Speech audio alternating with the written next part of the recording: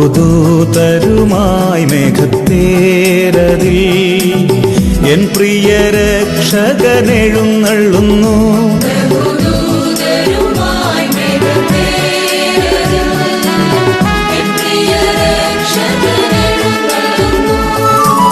സർവമിഴികളും ദർശിച്ചിടുമാ പ്രത്യക്ഷത N യേശു വരുമ്പോൾ.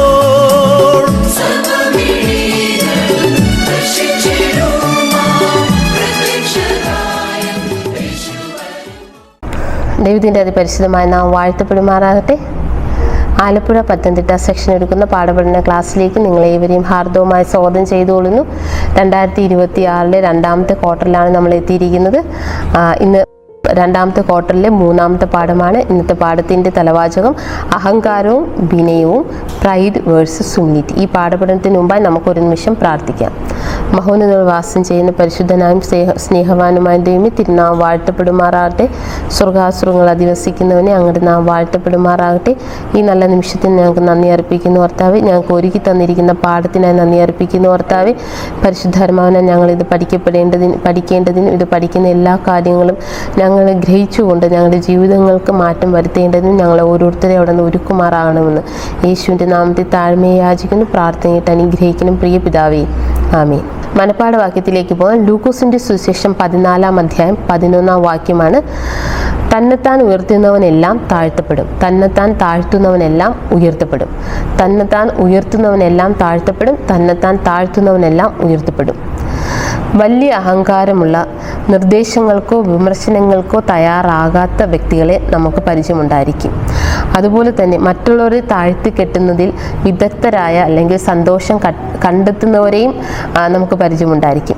നമ്മളിതെല്ലാം കേൾക്കുമ്പോഴും നമ്മൾ ആദ്യമായി ചിന്തിക്കുന്ന നമുക്ക് ഇങ്ങനെ പരിചയമുള്ള വേറെ ആരെങ്കിലും ആയിരിക്കാം. എന്നാൽ ഇവിടുത്തെ ചോദ്യം, നാം ഓരോരുത്തരും എപ്പോഴെങ്കിലും ഇങ്ങനെ ചെയ്തിട്ടുണ്ടോ എന്നതാണ് ഇന്നത്തെ ക്വസ്റ്റ്യൻ. നാം ഓരോരുത്തരും എപ്പോഴെങ്കിലും ഇങ്ങനെ ചെയ്തിട്ടുണ്ടോ എന്നാണ്. അത് മാറ്റിത്തരാൻ നാം ദൈവത്തോട് പ്രാർത്ഥിക്കേണ്ടതുണ്ട്. നമ്മൾ ശരിക്കും എന്താണ്, സ്വർഗത്തിൻ്റെ സ്വഭാവം വിനയമാണ്, യേശുവിൻ്റെ സ്വഭാവം വിനയമാണ്. യേശു ദൈവത്തിൻ്റെ സ്വഭാവം, യേശുവിൻ്റെ സ്വഭാവം, സ്വർഗത്തിൻ്റെ സ്വഭാവം നമ്മളെ പഠിപ്പിച്ചിരിക്കുകയാണ്. അപ്പം നമ്മൾ ഓരോരുത്തരും മാറേണ്ടത് ആവശ്യമാണെന്ന് ഇന്നത്തെ പാഠത്തിലൂടെ നമ്മൾ പഠിക്കുന്നതായിരിക്കും. ദൈവത്തോടും മറ്റുള്ളവരോടുമുള്ള ബന്ധങ്ങളിൽ അഹങ്കാരത്തിന് ചെലുത്താൻ കഴിയുന്ന സ്വാധീനം ഈ ആഴ്ച നമ്മൾ പരിശോധിക്കും.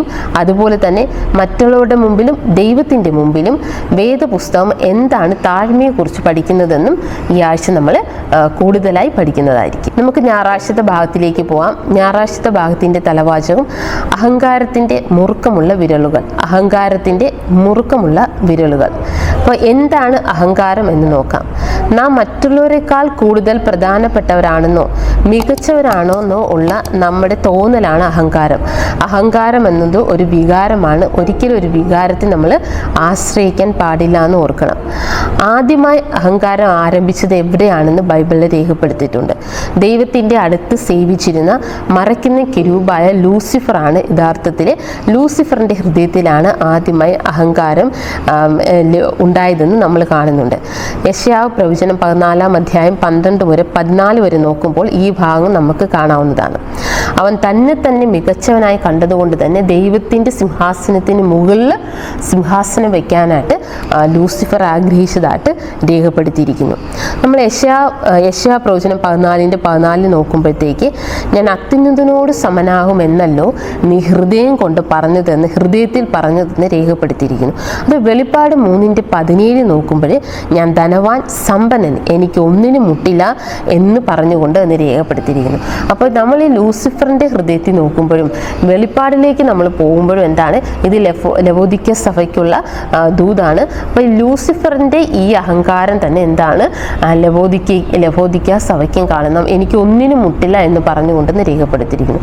ഇങ്ങനെ ഒരു അഹങ്കാരം ലവോദിക്ക സഭയ്ക്കും ഉള്ളതായിട്ട് നമ്മൾ കാണുന്നു. എന്നാൽ ഫിലിപ്പിയർക്കെഴുതിയ ലേഖനം 2-ാം അധ്യായം 5 മുതൽ 8 വരെയുള്ള വാക്യങ്ങളിൽ നോക്കുമ്പോൾ, ക്രിസ്തു ദൈവമായിരിക്കെ ദാസരൂപമെടുത്ത് ക്രൂശിലെ മരണത്തോളം അനുസരണമുള്ളവനായി തീർന്നു. സാത്താൻ്റെ നേരെ വിപരീതമാണ് ഈ സ്വഭാവമെന്നും നമ്മൾ കാണുന്നുണ്ട്. അപ്പോൾ നമ്മൾ 5 വരെ 8 വരെ നോക്കുന്ന ഒരു കാര്യമാണ്, ക്രിസ്തു ക്രിസ്തു ദൈവമായിരിക്കെയാണ് ദാസരൂപമെടുത്ത് ക്രൂശിലെ മരണത്തോളം അനുസരണമുള്ളവനായി താഴ്മയുള്ളവനായി തീർന്നതെന്ന് നമ്മൾ കാണുന്നുണ്ട്. 1 യോഹന്നാൻ 2-ാം അധ്യായം 15 മുതൽ 17 വരെയുള്ള ഭാഗത്തേക്ക് നോക്കുമ്പോൾ, ഒരുവൻ ലോകത്തെ സ്നേഹിക്കുന്നുവെങ്കിൽ അവനിൽ പിതാവിൻ്റെ സ്നേഹം ഇല്ല എന്ന് കാണുന്നു. ഒരുവൻ ലോകത്തിലുള്ളത് എന്തെങ്കിലും സ്നേഹിക്കുന്നുവെങ്കിൽ അവൻ ദൈവത്തെ സ്നേഹിക്കുന്നില്ല എന്ന് കാണുന്നുണ്ട്. ജഡമോഹം, കൺമോഹം, ജീവനത്തിൻ്റെ പ്രതാപം, ഇതെല്ലാം തന്നെ എന്താണ്? ലോകത്തിലുള്ളവയാണ്. ഇതൊന്നും പിതാവിൽ നിന്നുള്ളത് അല്ല എന്ന് രേഖപ്പെടുത്തിയിരിക്കുന്നു. കാരണം ദൈവത്തെ സ്നേഹിക്കുന്നവന്, അനുസരിക്കുന്നവന് ഇതിനെ ഒന്നിനെയും തന്നെ ആവശ്യമില്ല എന്നറിയുന്നുണ്ട് അല്ലേ? അപ്പോൾ എന്താണ് ഇതെല്ലാം? എന്താണ് ഈ ലോകത്തിലുള്ളത് എല്ലാം തന്നെ ഒഴിഞ്ഞു പോകുന്നത് ആണ് എന്ന് നമ്മൾ പ്രത്യേകിച്ച് മനസ്സിലാക്കണം. എന്നാൽ ദൈവ ഇഷ്ടം ചെയ്യുന്നവനോ എന്നേക്കും ഇരിക്കുന്നുവെന്ന് നമ്മൾ കാണുന്നു. ദൈവ ഇഷ്ടം എപ്പോഴും ലോകത്തെ സ്നേഹിക്കുന്നതിന് വിപരീതമാണ് എന്ന് നമ്മൾ ഓർക്കേണ്ടതാണ്. ദൈവത്തെ സ്നേഹിക്കുകയും അനുസരിക്കുകയും ചെയ്യുക എന്നതാണ് ദൈവത്തിൻ്റെ ഇഷ്ടമെന്നും നമ്മൾ മനസ്സിലാക്കുന്നുണ്ട്. ദൈവം നമുക്ക് ചെയ്ത കാര്യങ്ങൾക്ക് നമ്മൾ മഹത്വം നൽകാതിരിക്കുമ്പോഴാണ് യഥാർത്ഥത്തിൽ നമുക്ക് എന്ത് കാണുന്നത്? അഹങ്കാരം നമ്മൾ ജനിക്കുന്നത്. യഥാർത്ഥത്തിൽ എന്താണ്? അപ്പോൾ നമുക്കൊരു തോന്നലുണ്ടാകും, ഇതെല്ലാം നമ്മുടെ കഴിവ് കൊണ്ടാണ് നമ്മൾ ഇത്രയൊക്കെ നമ്മുടെ ജീവിതത്തിൽ എത്തിയത് അല്ലെങ്കിൽ എത്തപ്പെട്ടത് എന്നൊരു തോന്നൽ നമുക്കുണ്ടാകും. ഈ ഒരു തോന്നലിലൂടെ നമുക്ക് എന്ത് ജനിക്കുന്നു എന്ന് പറഞ്ഞാൽ അഹങ്കാരം ജനിക്കുന്നതായിട്ടും നമ്മൾ കാണുന്നുണ്ട്. അതുകൊണ്ട് തന്നെ നമ്മുടെ സമ്പത്തോ കഴിവുകളോ നേട്ടങ്ങളോ എല്ലാം തന്നെ ദൈവ മഹത്വത്തിനായിട്ട് ഉപയോഗിക്കണം. മറിച്ചത് ഒരിക്കലും അഹങ്കാരത്തിന് ആകരുത്. ദൈവത്തെ മഹത്വപ്പെടുത്തിക്കൊണ്ട് തന്നെ മുന്നേറാൻ ദൈവം നമ്മെ ഏവരെയും സഹായിക്കുമാറാകട്ടെ. നമുക്ക് തിങ്കളാഴ്ചത്തെ ഭാഗത്തേക്ക് പോകാം. തിങ്കളാഴ്ചത്തെ ഭാഗത്തിൻ്റെ തലവാചകം സ്വയം അറിയുക എന്നാണ്. സ്വയം അറിയുക എന്നാണ്.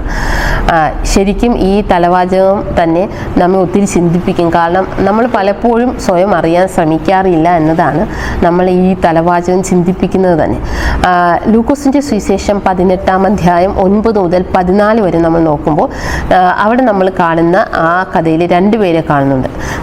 നീതിമാനാണെന്ന് ഉറച്ചു വിശ്വസിച്ചുകൊണ്ട് മറ്റുള്ളവരെ ധിക്കരിക്കുന്ന ചിലരെ കുറിച്ചുള്ള ഒരു ഉപമയാണ് യഥാർത്ഥത്തിൽ ഇവിടെ കാണുന്നത് അല്ലേ?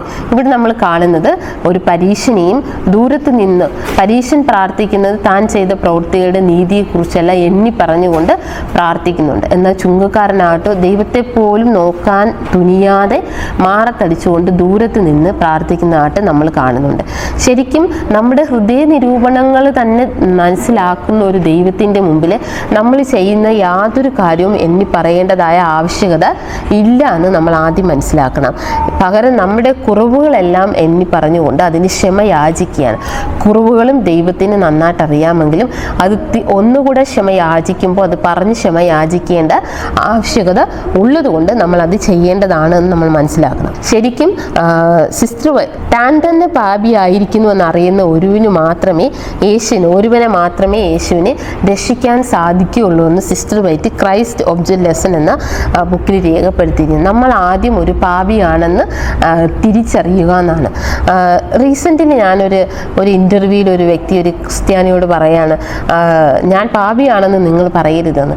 ശരിക്കും ക്രിസ്ത്യാനികളാണ് നമ്മൾ ഈ പാപി എന്ന വേർഡ് ഏറ്റവും കൂടുതൽ യൂസ് ചെയ്യുന്നത്. അതുകൊണ്ടായിരിക്കും അദ്ദേഹം ആദ്യമേ അങ്ങനെ അവതാരകൻ അവിടെ പറഞ്ഞതായിട്ട് ഞാൻ കാണുന്നത്. അത് ഞാൻ പിന്നീട് അത് ചിന്തിക്കുകയുണ്ടായി. ശരിക്കും നമ്മൾ എന്താണ് പാപിയാണെന്ന് പലർക്കും അറിയില്ല എന്നുള്ളതാണ് ഒന്നാമത്തെ കാര്യമെന്ന് എനിക്കന്ന് മനസ്സിലായി. നമ്മുടെ ജീവിതം പല ഉത്തരവാദിത്തങ്ങളാൽ നിറഞ്ഞിരിക്കുമ്പോഴും പല ഉത്തരവാദിത്തങ്ങൾ നമ്മൾ നിറവേറ്റാനുള്ളപ്പോഴും നമുക്ക് എപ്പോഴെങ്കിലും ഒരു ഫ്രീ ടൈം കിട്ടാറുണ്ട്. അപ്പോൾ ഈ സമയമെല്ലാം നമ്മൾ ഒന്നുകിൽ ഇപ്പോൾ TV സ്ക്രീനിൻ്റെ മുന്നിലോ അല്ലെങ്കിൽ മൊബൈൽ സ്ക്രീനിൻ്റെ മുന്നിലോ നമ്മൾ സമയം ചെലവഴിക്കുകയാണ്. അങ്ങനെ എന്തെങ്കിലും ഒരു എൻ്റർടൈൻമെൻറ്റ് കണ്ടെത്തുകയാണ് പൊതുവെ കാണുന്നത്.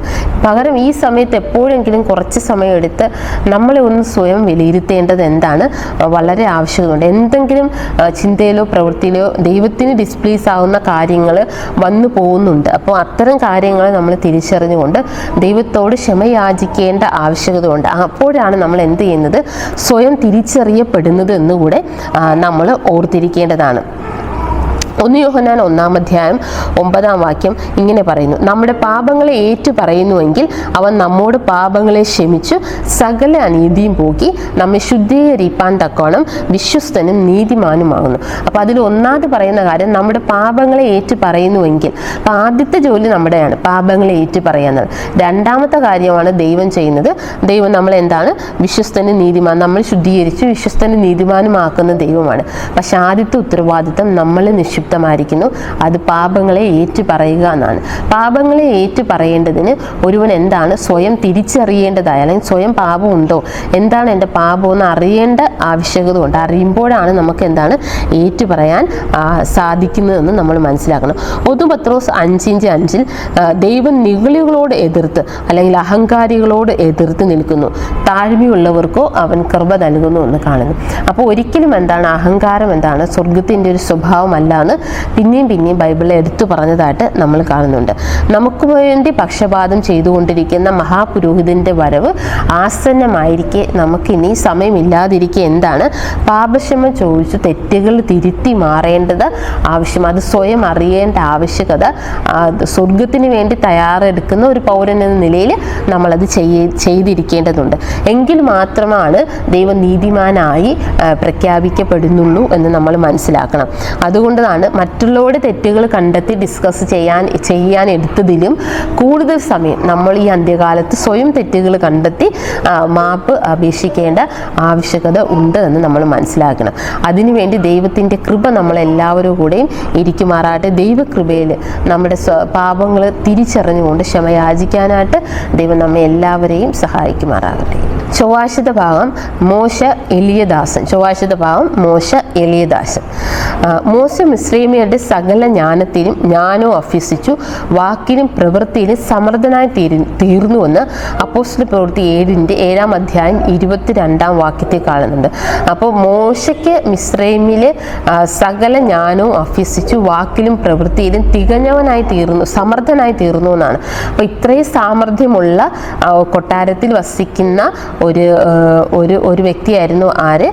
മോശ എന്ന് നമ്മൾ മനസ്സിലാക്കണം. അപ്പോൾ എന്നിട്ടും എബ്രായർക്ക് എഴുതിയ ലേഖനം 11:2 26 പോകുമ്പോൾ പാപത്തിൻ്റെ തൽക്കാല ഭോഗത്തെക്കാളും ദൈവത്തോടു കൂടി കഷ്ടം അനുഭവിക്കുന്നത് തിരഞ്ഞെടുത്തു എന്നാണ്. അപ്പോൾ അദ്ദേഹം അവിടെ കണ്ട കാര്യങ്ങളെല്ലാം തന്നെ ജീവിതം എങ്ങനെ സന്തോഷത്തോടെ അല്ലെങ്കിൽ സുഖഭോഗത്തോടെ കൊണ്ടുപോകാം എന്നുള്ളതാണ്. പക്ഷേ ഇത്രയും അധികം സന്തോഷവും സുഖങ്ങളും മുമ്പിലുള്ളപ്പോഴും അതെല്ലാം ഉപേക്ഷിച്ചുകൊണ്ട് എന്താണ് ദൈവജനത്തോടു കൂടെ കഷ്ടം അനുഭവിക്കുന്നത് മോശ തിരഞ്ഞെടുത്തതായിട്ട് കാണുന്നുണ്ട്. അപ്പം മിസ്രൈമുകളെ നിക്ഷേപങ്ങളെക്കാട്ട് ക്രിസ്തുവിൻ്റെ നിന്ന വലിയ ധനം എന്ന് എണ്ണിയതായിട്ട് നമ്മൾ കാണുന്നുണ്ട്. അപ്പം മിസ്രൈമിലെ കൊട്ടാരത്തിൽ ശ്രേഷ്ഠതയും അഹങ്കാരത്തിലും ഒക്കെ കഴിഞ്ഞിരുന്ന ഒരു വ്യക്തിയാണ് എന്ന് മോശയെന്ന് നമുക്ക് അറിയാം. അങ്ങനെ ഒരു പാപം കാരണം ഒളിച്ചോടിയ ഒരു വ്യക്തി കൂടിയാണ്. ഒരു ഒറ്റ നിമിഷത്തിലുണ്ടായ ദേഷ്യത്തിൽ ഒരു വ്യക്തിയെ കൊല്ലുകയും അത് മുഖാന്തരം കൊട്ടാരത്തിൽ നിന്ന് ഒളിച്ചോടുകയും കൂടെ ചെയ്ത വ്യക്തിയായിരുന്നു. അപ്പോൾ അന്ന് ആ പ്രവൃത്തി ചെയ്തപ്പോൾ മോശയുടെ സ്വഭാവം എന്തായിരുന്നു? അഹങ്കാരമായിരുന്നു. അല്ല, എനിക്ക് ഇത്രയും എനിക്ക് അതിനുള്ള കപ്പാസിറ്റി ഉണ്ട്, അല്ലെങ്കിൽ എനിക്ക് അങ്ങനെ ചെയ്യാൻ കഴിയും, അതുപോലെ തന്നെ എന്നെ ആരും ചോദ്യം ചെയ്തില്ല എന്നൊക്കെ ഉള്ള ചിന്ത അദ്ദേഹത്തിൻ്റെ മനസ്സിൽ ആ നിമിഷം ഭരിച്ചിരുന്നുവെങ്കിലും പിന്നീട് ആ കൊട്ടാരം വിടേണ്ടി വന്നതായിട്ട് നമ്മൾ കാണുന്നുണ്ട്. അതിനുശേഷം എവിടേക്ക് പോയി? വനത്തിലേക്കാണ്.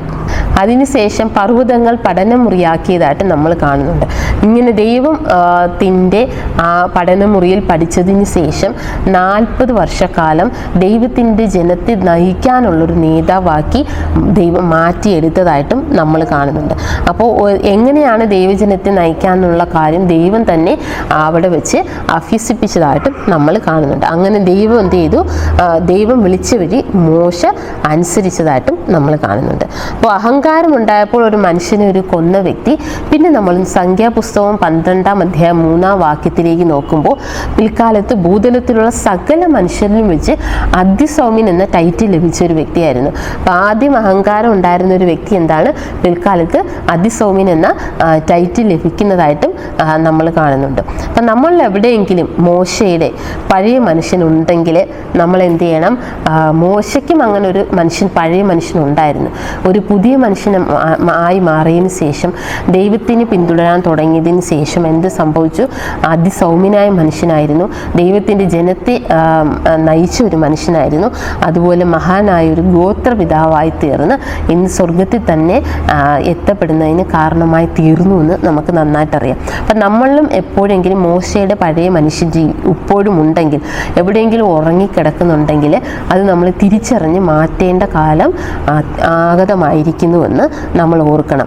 അങ്ങനെ ആരെങ്കിലും നിങ്ങളെ ഇവിടുത്തെ ക്വസ്റ്റ്യൻ, ആരെങ്കിലും നിങ്ങളെ വിശേഷിപ്പിച്ചാൽ എളിയവൻ അല്ലെങ്കിൽ സൗമ്യൻ എന്ന് വിശേഷണങ്ങളുടെ പട്ടികയിൽ നിങ്ങൾ ഉൾപ്പെടുത്തുമോ എന്നാണ് ഈ ചോദ്യം. നമ്മളെല്ലാവരെയും ചിന്തിപ്പിക്കുന്നതാണ്, ചിന്തിപ്പിക്കേണ്ടതുമാണ്.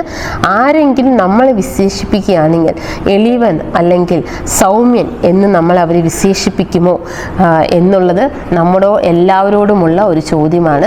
ശരിക്കും നമ്മൾ ചിന്തിക്കണം. നമ്മുടെ ഇങ്ങനെ ചിന്തിക്കുമ്പോൾ നമ്മളുടെ അങ്ങനെ വിശേഷിപ്പിക്കാൻ കഴിയാത്തതായ കുറവുകളൊക്കെ നമുക്ക് തന്നെ മനസ്സിലാക്കിയെടുക്കാൻ കഴിയാവുന്നതുമാണ്. നാം എളിമയുള്ളവരാകേണ്ടതിന് യേശുവിനോട് അടുക്കേണ്ടത് ഏറ്റവും അത്യാവശ്യമാണ്. യേശുവിന് എത്രമാത്രം നമുക്ക് ആവശ്യമുണ്ട് എന്ന് നമ്മൾ അറിയേണ്ടതാണ്. യേശുവിന് അടുക്കും തോറുമാണ് എന്താണ്, ദൈവത്തോട് കൂടുതൽ അടുക്കും തോറുമാണ് നമ്മുടെ പാപം എത്രമാത്രം ഉണ്ടെന്ന് നമ്മൾ തിരിച്ചറിയപ്പെടുന്നതും നമ്മൾ അത് തിരുത്താൻ ശ്രമിക്കുന്നതും എന്ന് ഓർക്കണം. ഇവിടെ RF മില്ലർ എഴുതിയ I would rather have Jesus എന്ന ഗാനത്തിൻ്റെ വരികളിലൂടെ പോകാം. അപ്പം നമുക്ക് മനസ്സിലാകും മോശയുടെ അതേ ചിന്തയാണ് നമുക്കും ആവശ്യമുള്ളതെന്ന് നമുക്കപ്പോൾ മനസ്സിലാവുന്നതാണ്. ആ ഗാനത്തിൻ്റെ വരികളിലൂടെ പോകുമ്പോൾ ഇങ്ങനെ കാണുന്നു: സ്വർണവും വെള്ളിയും ഒത്തിരി ധനവും വീടും വസ്തുക്കളും ഉള്ളതിനേക്കാൾ എനിക്ക് യേശുവിനെ മാത്രം മതിയെന്നാണ്. അവൻ്റെ ആണിപ്പാടുള്ള കരങ്ങളാൽ ഞാൻ നയിക്കപ്പെടുവാൻ ആഗ്രഹിക്കുന്നുവെന്ന് പറയുന്നു. അതിൻ്റെ കോറസിൽ പോകുമ്പോൾ ഇങ്ങനെയാണ്: ഒരു വലിയ സാമ്രാജ്യത്തിൻ്റെ രാജാവാകുകയോ രാജാവായി പാപത്താൽ മുറുകുന്നതിന് പകരം ഈ ലോകത്തിൽ നേടാൻ കഴിയുന്ന എല്ലാറ്റിനേക്കാളും എനിക്ക് യേശുവിനെ മാത്രം മതിയെന്നാണ്. അതുപോലെ മനുഷ്യ പോഴ്ത്തലുകൾക്ക് പകരം യേശുവിനെ മാത്രം എനിക്ക് മതി. യേശുവിനോട് വിശ്വസ്തനായി മാത്രം എനിക്കിരുന്നാൽ മതി. ലോകത്തിൽ എല്ലാവരും അറിയപ്പെടുന്നതിന് പകരം എനിക്ക് യേശുവിനെ മതി. അവനോട് സത്യസന്ധമായി ഇരുന്നാൽ മതിയെന്നാണ് RF മില്ലർ രേഖപ്പെടുത്തിയിരിക്കുന്നത്. യേശു എന്താണ്, റെയറസ്റ്റായി വിരിയുന്ന ലില്ലി പുഷ്പങ്ങളെക്കാൾ മനോഹരമെന്നാണ്. അതുപോലെ എന്താണ്, തേൻകൂട്ടിലെ തേൻകട്ടയേക്കാൾ മധുരമെന്നാണ്. യേശു റെയറസ്റ്റായി വിരിയുന്ന ലില്ലി പുഷ്പങ്ങളെക്കാൾ മനോഹരമാണ്. അതുപോലെ തേൻകൂട്ടിലെ തേൻകട്ടയേക്കാൾ മധുരമാണ്. എനിക്ക് യേശുവിനെ മാത്രമേ ആവശ്യമുള്ളൂ. എനിക്ക് യേശുവിനെ മതി. അവൻ എന്നെ നയിക്കട്ടെ എന്ന് ആ ഗാനത്തിൻ്റെ വരികളിലൂടെ RF മില്ലർ രേഖപ്പെടുത്തിയിരിക്കുന്നു.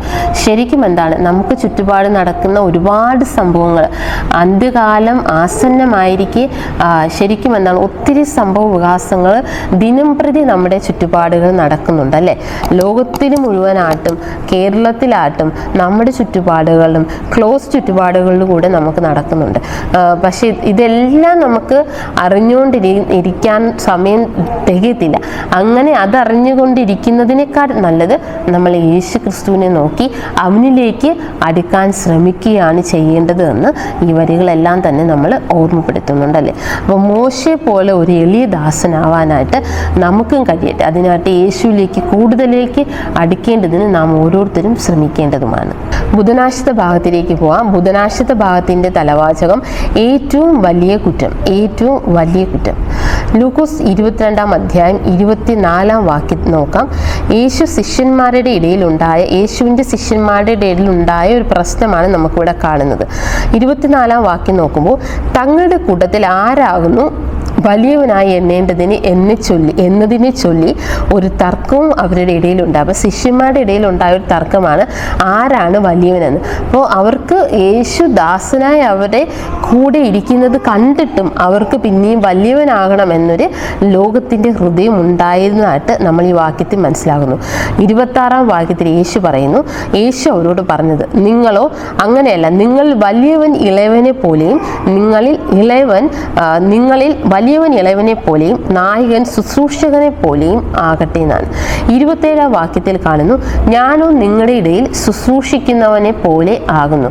ഞാനോ നിങ്ങളുടെ ഇടയിൽ ശുശ്രൂഷിക്കുന്നവനെ പോലെ ആകുന്നു. അപ്പോൾ അവരുടെ ഇടയിലുണ്ടായ തർക്കം മനസ്സിലാക്കിയ യേശു ക്രിസ്തു പറയാണ്, നിങ്ങൾ വലിയവനാകാൻ ആഗ്രഹിക്കുന്നവൻ ഇളയവനാകാനും നായകനാവാൻ ആഗ്രഹിക്കുന്നവൻ എങ്ങനെയാണ് ശുശ്രൂഷകനാകാനും ആഗ്രഹിക്കുന്നത്. അപ്പോൾ യേശു യഥാർത്ഥത്തിൽ എന്താണ്, നായകനാൻ ആഗ്രഹിക്കല്ല, യേശു യഥാർത്ഥത്തിൽ നായകൻ തന്നെ തന്നെയാണ്. അപ്പോൾ യേശു എങ്ങനെയാണ് അവരുടെ ഇടയിൽ ഇടപെട്ടത്? ഒരു ശുശ്രൂഷകനെ പോലെ ആണ് എന്ന് കാണുന്നുണ്ട്. അപ്പം യേശുവിൻ്റെ താഴ്മയുടെ മനോഭാവം കണ്ടും അനുഭവിച്ചും അറിഞ്ഞിട്ടും അവരിൽ വലിയവനാകണം എന്നൊരു അഹങ്കാര ചിന്ത ശിഷ്യന്മാരിൽ ഉണ്ടായതായിട്ട് നമ്മൾ കാണുന്നുണ്ട് അല്ലേ. എന്നാൽ യേശു അവരെ ഇളവനെന്നും ശുശ്രൂഷകനെ പോലെ ആകാനാണ് ആവശ്യപ്പെട്ടതെന്നും ഇപ്പം നമ്മൾ മനസ്സിലാക്കി കഴിഞ്ഞു. അപ്പം അഹങ്കാരം മറ്റെന്തിനേക്കാളും ദൈവത്തെ വ്രണപ്പെടുത്തുന്നു, അതൊരു ഏറ്റവും വലിയ കുറ്റമായിട്ടും ഇരിക്കുന്നു എന്ന് പറഞ്ഞു. ഈ അഹങ്കാരം എന്നൊരു വലിയ കുറ്റം കാരണമാണ്. എന്തുകൊണ്ടത് വലിയ കുറ്റമായി? കാരണം ലൂസിഫർ ദൂതന്മാരും സ്വർഗീയ ദൂതന്മാർ അവിടെ നിന്ന് വീഴാൻ കാരണമായത് ഈ കുറ്റമാണ്. ലോകം ഇങ്ങനെ ഒരു വൻ വിവാദത്തിലേക്ക് ഏർപ്പെടാൻ കാരണവും ഈ ലൂസിഫറിലുണ്ടായ അഹങ്കാരം എന്ന കുറ്റമാണ്. അതുകൊണ്ട് അത് ചെറിയൊരു കുറ്റമല്ല, വലിയൊരു കുറ്റമായി തന്നെ കണക്കാക്കപ്പെടുന്നു. അപ്പം ഇത് സ്വയം മറികടന്ന് വരുന്നത് ഒരു പക്ഷേ നമുക്ക് പ്രയാസമാണ്. കാരണം നമ്മൾ എന്താണ് സ്വയം വിലയിരുത്താൻ ഇഷ്ടപ്പെടുന്നില്ല എന്നുള്ളതാണ് അതിൻ്റെ പ്രധാന കാരണമായി കാണുന്നത്. എന്തുകൊണ്ട് നമ്മൾ മറ്റുള്ളവരെക്കാൾ മെച്ചപ്പെട്ടവരാണെന്ന ചിന്ത നമ്മൾ മനസ്സിൽ വേര് ഊന്നിയത് കൊണ്ട് തന്നെ നമ്മൾ സ്വയം വിലയിരുത്താൻ വളരെ പ്രയാസമുള്ള കാര്യമായി തോന്നുന്നു. നമ്മൾക്ക് പലപ്പോഴും എന്താണ് നമ്മൾ മറ്റുള്ളവരുമായി താരതമ്യം പെടുത്തുമ്പോൾ എന്താണ് അവരിൽ നിന്ന് എന്തെങ്കിലും കഴിവ് നമ്മളിലുണ്ട് അല്ലെങ്കിൽ എന്തെങ്കിലും സാധ്യതകൾ ഉണ്ടെന്ന് കാണുമ്പോഴത്തേക്ക് നമ്മൾ അവരിൽ നിന്നും മെച്ചപ്പെട്ടവരായി തോന്നുന്നുണ്ട്. ഇങ്ങനെ തന്നെ ഒരു അഹങ്കാരം എന്നൊരു ചിന്ത നമ്മൾ ഉദിക്കുന്നതായിട്ട് കാണുന്നുണ്ട്. നമുക്ക് എന്തെങ്കിലും ആരെങ്കിലും എവിടെയെങ്കിലും എപ്പോഴെങ്കിലും ആകാൻ കഴിഞ്ഞിട്ടുണ്ടെങ്കിൽ, അങ്ങനെ ഞങ്ങൾ ഇപ്പോഴായിരിക്കുന്നുവെങ്കിൽ അത് ദൈവത്തിൻ്റെ കൃപ മാത്രമാണ്. അതുകൊണ്ട് ഒരിക്കലും നമ്മൾ എന്താണ് അഹങ്കരിക്കാൻ പാടില്ല എന്ന് ഈ പാഠം നമ്മെ വ്യക്തമായിട്ട് മനസ്സിലാക്കി തരുന്നുണ്ട്. നമ്മൾ ആയിരിക്കുന്ന എന്തെങ്കിലും ജീവിതത്തിൽ നേടാൻ കഴിഞ്ഞിട്ടുണ്ടെങ്കിൽ, മോശ നേടിയ ഒരു കാര്യത്തിലും മോശ അഹങ്കാരം കാണിച്ചിരുന്നില്ല എന്ന് നമ്മൾ കാണുന്നുണ്ട്. ശരിക്കും അത് മോശ നേടിയതല്ല, മോശ ദൈവകൃപയാൽ ദൈവം മോശയ്ക്ക് നൽകിയതാണെന്നും നമ്മൾ മനസ്സിലാകണം. അപ്പോൾ അഹങ്കാരത്തിൽ നിന്നും അഹംഭാവത്തിൽ നിന്നും നമുക്ക് ഒഴിഞ്ഞിരിക്കേണ്ടത് അത്യാവശ്യമാണ് എന്ന് നമ്മൾ മനസ്സിലാക്കണം. ദൈവകൃപ മുഖാന്തരമാണ് ഇന്ന് ഞാനായിരിക്കുന്ന സ്ഥാനത്ത് എനിക്ക് എത്തിച്ചേരാൻ കഴിഞ്ഞത് എന്ന് ചിന്തിച്ചാൽ നമുക്ക് ഒരുപക്ഷെ അഹങ്കാരത്തിൽ നിന്ന് പൂർണ്ണമായും മാറി നിൽക്കാൻ കഴിഞ്ഞേക്കും. അങ്ങനെ ദൈവത്തെ മഹത്വപ്പെടുത്താത്തപ്പോഴാണ് യഥാർത്ഥത്തിൽ അഹങ്കാരം നമ്മൾ വന്നു കൂടുന്നതെന്നും നമ്മൾ എന്താണ് തിരിച്ചറിയേണ്ടത് അത്യാവശ്യമായിരിക്കുന്നു. അഹങ്കാരം ദൈവവുമായി അടുത്ത ബന്ധം നിലനിർത്തുന്നതിന് തടസ്സം നിൽക്കുന്ന ഒന്നാണ്. അതുകൊണ്ട് തന്നെ അഹങ്കാരം ഒരു വലിയ കുറ്റമായി നമ്മൾ കണക്കാക്കേണ്ടതാണെന്നും പറയുന്നുണ്ട്. അപ്പോൾ ശുദ്ധിയില്ലായ്മയിൽ നിന്നാണ് ഇത്തരം കാര്യങ്ങൾ വരുന്നതായിട്ട് നമ്മൾ കാണുന്നുണ്ട്. അപ്പോൾ മത്തായിയുടെ സുവിശേഷം 5-ാം അധ്യായത്തിലേക്ക് പോകുമ്പോൾ കാണുന്ന ഹൃദയശുദ്ധിയുള്ളവർക്കാണ് എന്താണ് ദൈവത്തെ കാണാൻ കഴിയുന്നതെന്ന് രേഖപ്പെടുത്തിയിരിക്കുന്നു. അപ്പോൾ പലപ്പോഴും നമ്മൾ ചിന്ത കൊണ്ടും വിചാരം കൊണ്ടും പ്രവൃത്തി കൊണ്ടും ദൈവത്തോട് പാപം ചെയ്യാതിരിക്കണം, ദൈവത്തെ ഒരു കാര്യത്തിൽ ഡിസ്പ്ലീസ് ചെയ്യാതിരിക്കണമെന്ന് ആഗ്രഹിക്കുമ്പോഴും ഒരു പക്ഷെ നടക്കാതെ പോകുന്നതായിട്ട് നമ്മൾ കാണുന്നുണ്ട്. അപ്പോൾ ദൈവത്തോട് നമ്മൾ എന്താണ് ഇതിനു വേണ്ടി പ്രത്യേകിച്ച് പ്രാർത്ഥിക്കേണ്ടത്? കർത്താവ് എൻ്റെ ഹൃദയത്തെ അവിടെ നിന്ന് സ്വീകരിക്കുമാറാണ്, അത് വിശുദ്ധമായി സൂക്ഷിക്കാൻ ഞാൻ പലപ്പോഴും പരാജയപ്പെടുന്നു, അവിടെ നിന്ന് എൻ്റെ ഹൃദയത്തെ വിശുദ്ധമായി സൂക്ഷിക്കണേ, അത് സൂക്ഷിക്കാൻ സഹായിക്കുമാറാകണമേ എന്ന് നമ്മൾ പ്രാർത്ഥിക്കുകയാണെങ്കിൽ ദൈവത്തിൻ്റെ കൃപയാൽ നമ്മൾ പൊതിയപ്പെടുകയും നമുക്കും എന്താണ് ഈ വലിയ അഹങ്കാരം എന്ന കുറ്റത്തിൽ നിന്ന് ഒഴിഞ്ഞിരിക്കാൻ കഴിയുന്നതുമാണ്. അതിനായി ദൈവം നമ്മെ ഏവരെയും നയിക്കപ്പെടുമാറാകും. വ്യാഴാഴ്ചത്തെ ഭാഗത്തിലേക്ക് പോകാം. വ്യാഴാഴ്ചത്തെ ഭാഗത്തിൻ്റെ തലവാചകം അവനെ നോക്കുക എന്നാണ്. വ്യാഴാഴ്ചത്തെ ഭാഗത്തിൻ്റെ തലവാചകം അവനെ നോക്കുക. ലൂക്കോസിൻ്റെ സുവിശേഷം 22-ാം അധ്യായം 27-ാം വാക്യത്തിലേക്ക് നോക്കാം. ആരാകുന്നു വലിയവൻ? ഭക്ഷണത്തിലിരിക്കുന്നവനോ ശുശ്രൂഷിക്കുന്നവനോ? ഭക്ഷണത്തിനിരിക്കുന്നവനല്ലയോ? ഞാനോ നിങ്ങളുടെ ഇടയിൽ ശുശ്രൂഷിക്കുന്നവനെ പോലെ ആകുന്നു എന്ന് രേഖപ്പെടുത്തിയിരിക്കുന്നു. അപ്പം യേശുവിനെ പോലെ മറ്റുള്ളവരെ ശുശ്രൂഷിക്കേണ്ടതിന് എന്താണ് നമ്മൾ ശ്രമിക്കേണ്ടതാണ്. യേശുവിനെ പോലെ മറ്റുള്ളവരെ ശുശ്രൂഷിക്കേണ്ടതിന് ലൂസിഫറിൻ്റെ ഹൃദയത്തിൻ്റെ വിത്ത് ഒരിക്കലും വളരാനോ പാകാനോ അനുവദിക്കാതെ ഇരിക്കുക എന്നത് അത്യാവശ്യമാണ്. കാരണം മനുഷ്യവംശം തന്നെ എന്താണ് യേശുവിൻ്റെ കൃപയുടെ പ്രവൃത്തി മനസ്സിലാക്കി മനസ്സിലാക്കി അവനിലേക്ക് തിരിച്ചു വരുമെന്ന പ്രതീക്ഷയോടുകൂടെയാണ് യേശു ഭൂമിയിൽ വന്നിട്ട് നമുക്ക് വേണ്ടി മരിച്ചു ഉയർത്തെഴുന്നേറ്റത്. അപ്പോൾ യേശുവിൻ്റെ ഈ പ്രവൃത്തി മനസ്സിലാക്കുന്ന, യേശുവിനോടൊപ്പം സ്വർഗത്തിലായിരിക്കാൻ ആഗ്രഹിക്കുന്ന ഓരോ വ്യക്തിയും എന്താണ്? അഹങ്കാരം, ലൂസിഫറിൻ്റെ ഹൃദയത്തിലെ വിത്തിനെ നമ്മുടെ ഹൃദയത്തിൽ പാകാതിരിക്കേണ്ടത് അത്യാവശ്യമാണ് എന്ന് കൂടെ നമ്മൾ മനസ്സിലാക്കണം. യേശുവിൻ്റെ ആ വലിയ ഒരു ത്യാഗത്തെ നമ്മൾ എന്ത് ചെയ്യണം? വിലമതിക്കേണ്ടതുണ്ട് എന്ന് മനസ്സിലാക്കണം.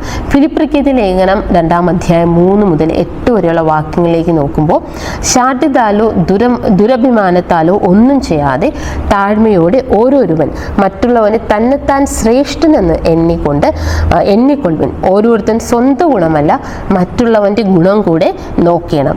ക്രിസ്തയേശുവിലുള്ള ഭാവം തന്നെ നിങ്ങളിലും ഉണ്ടായിരിക്കട്ടെ. അവൻ ദൈവരൂപത്തിൽ ഇരിക്കെ ദൈവത്തോടുള്ള സമത്വം മുറുകെ പിടിച്ചു കൊള്ളണമെന്ന് വിചാരിക്കാതെ ദാസരൂപമെടുത്തു, മനുഷ്യ സാദൃശ്യത്തിലായി തന്നെത്താൻ ഒഴിച്ചു, വേഷത്തിൽ മനുഷ്യനായി വിളങ്ങി, തന്നെത്താൻ താഴ്ത്തി മരണത്തോളം, ക്രൂശിലെ മരണത്തോളം അനുസരണമുള്ളവനായി തീർന്നു എന്ന് രേഖപ്പെടുത്തിയിരിക്കുന്നു. അപ്പം നമ്മളിവിടെ നോക്കി വരുമ്പോഴെന്താണ്? ദുരഭിമാനവും ശാഠ്യമൊന്നും ഇല്ലാതെ നമ്മൾ താഴ്മയോട് ഇരിക്കാൻ ആവശ്യപ്പെടുന്നുണ്ട്. നമ്മൾ മറ്റുള്ളവരെക്കാൾ ശ്രേഷ്ഠൻ എന്നാതെ എന്താണ്?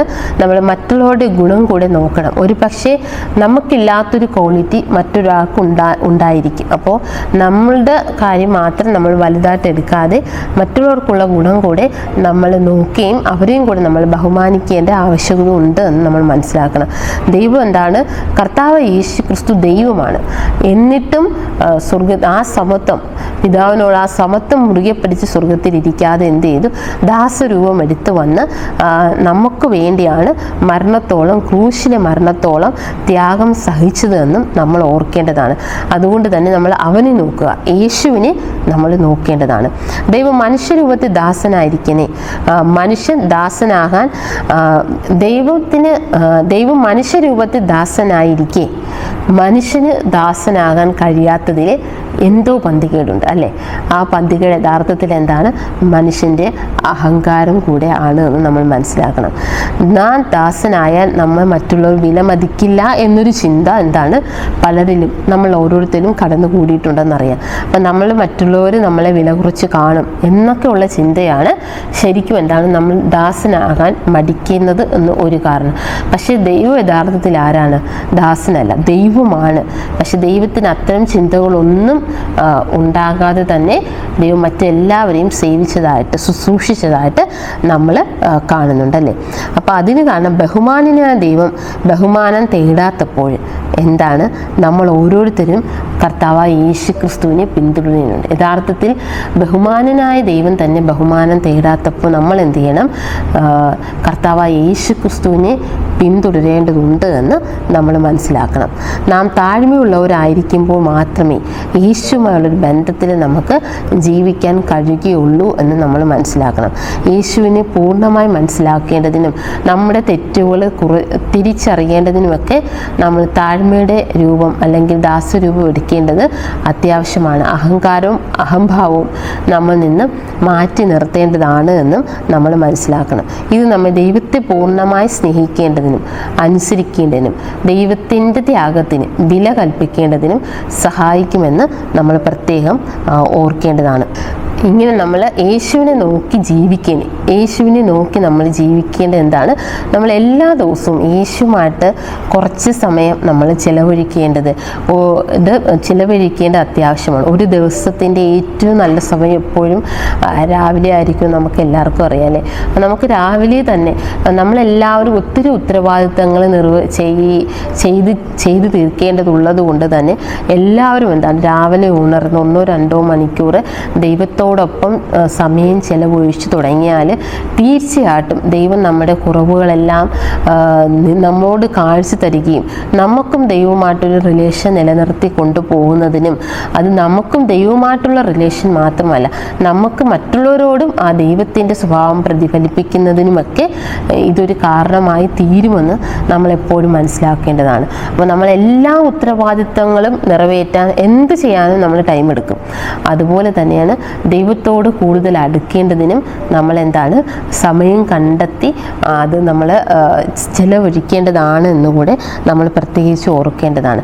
അപ്പോഴാണ് നമ്മൾ എപ്പോഴും അവനിലേക്ക് നോക്കാനായിട്ട് ഒരു ദിവസത്തിൻ്റെ രാവിലെ കുറച്ച് സമയം 1-2 മണിക്കൂർ ദൈവത്തിനോട് ചെലവഴിക്കുന്ന ഒരു വ്യക്തി പകൽക്കാലത്ത് എന്താണ് ഈ ഒരു ചിന്ത ദൈവത്തോടുള്ള സമയം നമ്മൾ ചെലവഴിച്ചിരിക്കെ ആ ഒരു ചിന്ത എവിടെ പോയാലും നമ്മുടെ മനസ്സിൽ എപ്പോഴും ഉണ്ടായിരിക്കുന്നതാണ്.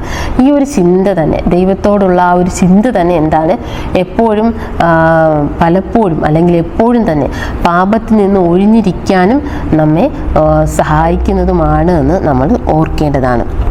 ദാവീദിൻ്റെ നന്ദി അർപ്പണ പ്രാർത്ഥനയായ സങ്കീർത്തനം 138 നോക്കാൻ ലേഖനോട് ആവശ്യപ്പെട്ടിട്ടുണ്ട്.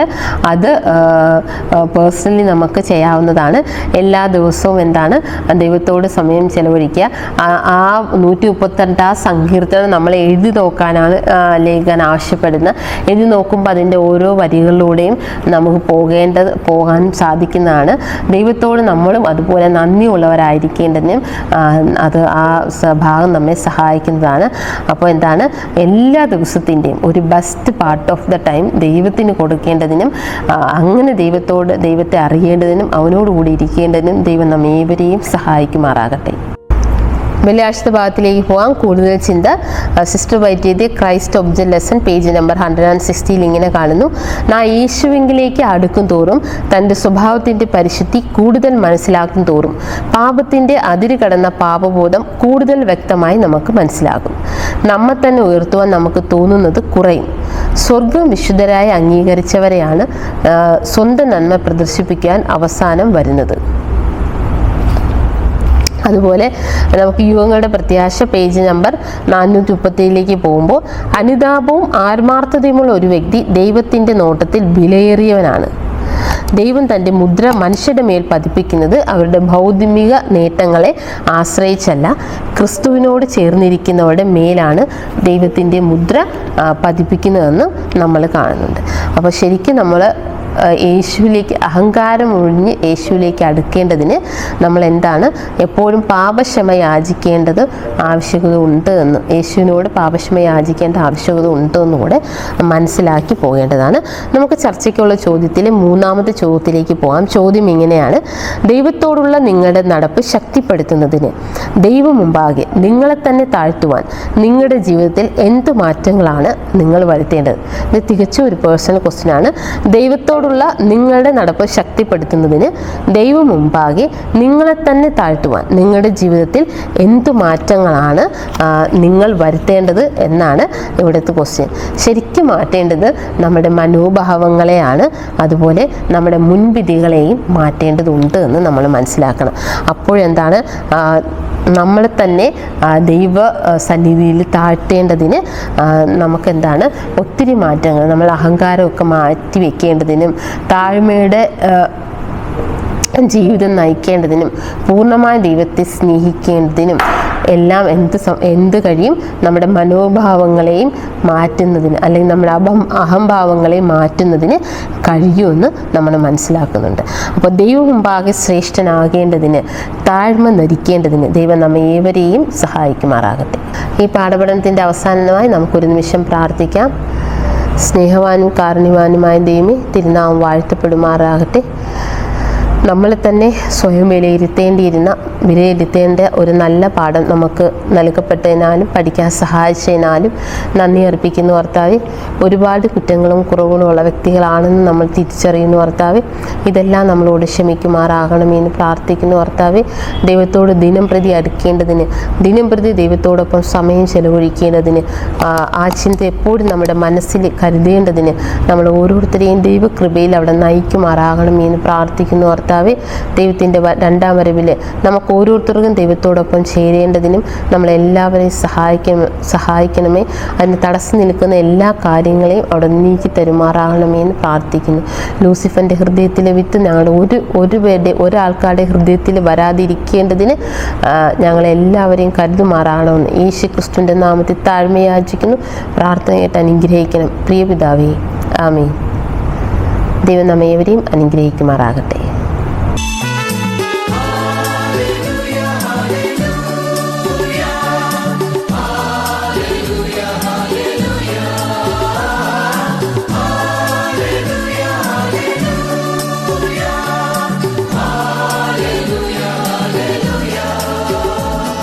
ബഹുദൂതരുമായി മേഘത്തേരതിൽ എൻ പ്രിയ രക്ഷകനെഴുന്നള്ളുന്നു.